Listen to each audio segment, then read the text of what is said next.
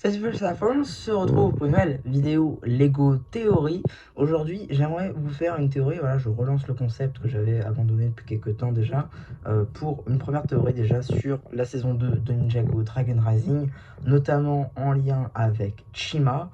D'ailleurs pour les besoins de cette théorie, vous aurez besoin d'avoir vu déjà Ninjago Dragon Rising saison 1, le teaser de la saison 2, les deux clips de la saison 2, ainsi que Chima, et aussi d'ailleurs d'être à jour sur les différents sets Lego Ninjago. Donc du coup on va commencer par un fait dans Ninjago Dragon Rising. Vous l'aurez peut-être vu dans l'épisode 2 donc de Dragon Rising saison 1, la fusion partie 2. Lloyd nous raconte son histoire après la fusion et on voit que la fontaine, l'espèce de statue qu'il y a au milieu du monastère, s'est transformée en fontaine après la fusion. Donc on a toujours les mêmes éléments, mais qui changent de forme. Vous voyez où je veux en venir?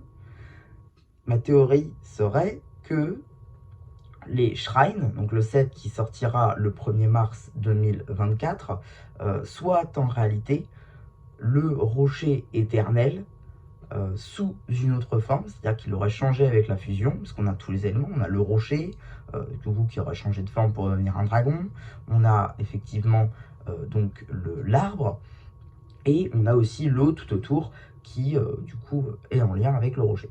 Voilà, déjà c'est une première chose. Ensuite, j'aimerais qu'on parle du cas Chima. Chima, on le sait, il a fusionné avec Ninjago, c'est obligé, il fait partie des 16 royaumes, jusque-là tout va bien. Maintenant, Tommy Anderson, quand il bossait sur Chima et en parallèle sur Ninjago, il disait que le rocher éternel avait un pouvoir. Il avait un pouvoir qui permettait de voyager entre deux royaumes. Ma théorie suggère que le premier royaume soit forcément Chima, jusque-là j'invente rien, et ensuite que le second royaume soit le royaume des terres de lave. On dit que le royaume des terres de lave est un autre royaume. Moi je dis que c'est le même royaume, simplement il faut une passerelle entre les deux. Et la passerelle, c'est justement le fameux rocher éternel. À la fin de la saison 3, quand Flinx développe son phénix et vient réchauffer toutes les terres de Chima, tous les phénix s'en vont vers le soleil. Ma théorie suggère que le soleil, à ce moment-là, était au-dessus du rocher éternel.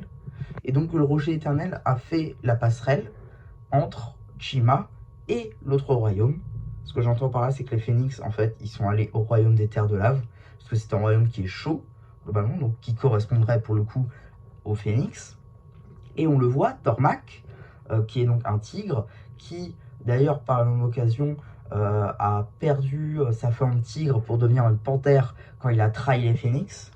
Et bien cette forme panthère, on va la lui retirer pour qu'il redevienne un tigre. À la fin de la saison 3, elle s'en va avec les phénix. Moi, ma théorie, encore une fois, suggère que la version panthère de Tormac aurait pris donc de sa version tigre et aurait gardé le pelage noir pour faire vivre Raz. Donc ma théorie suggère que Tormac, sa version panthère et les souvenirs qu'il aurait fait de lui auraient fusionné pour donner une forme physique à Raz. Donc Raz serait en quelque sorte un variant de Tormac. D'ailleurs, petit truc, parce que là, je vous fais la vidéo en même temps, je vois toutes les images que j'ai aux alentours. L'armure de Raz me fait beaucoup penser à l'armure de Tormac. Franchement, qu'on voit dans le clip et sur les photos de Tormac, elle fait beaucoup penser. Donc voilà, ça montre aussi, pourquoi pas, hein, que cette armure-là, il aurait pu la garder chez lui. Mais voilà, ça montre que ces deux royaumes-là sont liés, que d'une certaine manière, c'est un peu les mêmes royaumes, et donc que tout est lié. Voilà. Donc en résumé, les shrines, c'est simplement la nouvelle forme du rocher éternel. Tormac est un variant de Raz et vice-versa. Et surtout, Dragon Rising, du coup, est connecté à Chima.